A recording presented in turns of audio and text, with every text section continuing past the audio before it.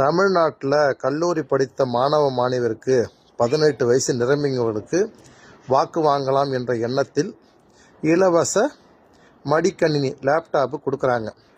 அதில் எதுக்குடா உங்கள் படத்தெல்லாம் வேறு ஒட்டி வச்சுக்கிறீங்க? ஏன்டா தமிழ்நாட்டில் ஓடுற பேருந்துக்கு தமிழ்நாடு அரசு பேருந்துன்னு இருந்துச்சு, அந்த தமிழ்நாட்டை எடுத்துட்டீங்க, அரசு பேருந்துன்னு போட்டுட்டீங்க. அதை செஞ்சிட்டிங்க. எங்கே ஒரு நூலகம் கட்டினாலும், எங்கே ஒரு பேருந்து நிலையம் கட்டினாலும் அதில் கொண்டு போய் கலைஞர் பேரை வைக்கிறீங்க. ஏண்டா இது மக்களோட வரிப்பணத்தில் செய்யக்கூடாதுரா. எதை எங்கே வைக்கணும், எதை எங்கே செய்யணுங்கிறத அதை அங்கே தாண்டா செய்யணும். அதை நான் சொல்லலடா, அமைச்சர் ரகுபதியே சொல்கிறான்டா. சுடுகாடுனா தான் சுடுகாட்டில் தான் பணத்தை எரிக்கணுன்னு. அப்புறம் என்ன மயத்துக்கடா கொண்டு மெரினா பீச்சில் கொண்டு கலைஞரை புதைச்சிங்கடா? மூளைக்கட்ட போயிடல, முட்டா போயிடல. சோறு திங்கிறீங்களா இல்லை வேற எதாவது திங்கிறீங்களா? நீங்கள் கேட்ட கேள்வி திருப்பி நான் கேட்குறேன். என்ன இப்படி தான் மக்களும் கேட்டுட்ருக்கு. அதில் ஒரு பையன் இந்த மடிநீர் வாங்கிட்டு போகிறான், வாங்கிட்டு போய் திறந்து காட்டுறான்.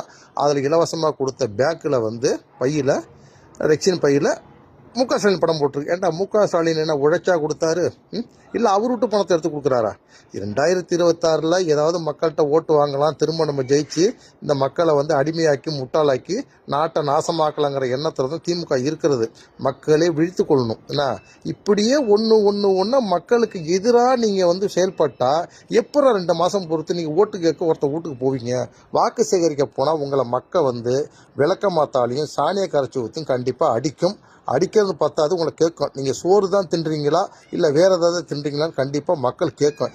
எதை எங்கே செய்யணும், எப்போ செய்யணுங்கிறது எங்களுக்கு தெரியும்.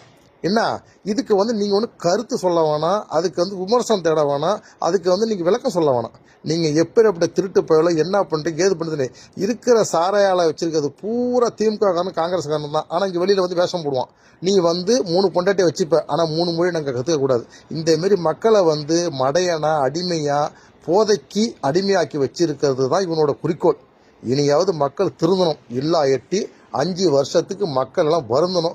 மக்களே 2026 இந்த திருட்டு திமுகவை தமிழ்நாட்டை விட்டு அகற்றுவதற்கு அரும்பாடுபட்டு நீங்கள் முயற்சி செய்யணும். எனக்கு ஒன்றும் கிடையாது, எனக்கு யாரும் பின்பலம் கிடையாது. எனக்கு உழைச்சாதான் சோறு. என் மனசாட்சிக்கு விரோதம் இல்லாமல் சொல்கிறேன். இந்த திமுக வச்சிய அடியோட வெளியேற்றணும். இங்கே தமிழ்நாட்டில் இருக்கிற தமிழ்நாடு இருந்ததுன்னா தமிழ்நாடு நாசமாக போகிறது இல்லாமல் தமிழ்நாட்டை பாலைவனமாக்கி நம்மளாம் தெருவில் கையேந்தி பிச்சை எடுத்துகிட்டு இருக்கணும். வடநாட்டுக்காரனை பூரா உள்ளே கொண்டாந்து விட்டுருவானுங்க.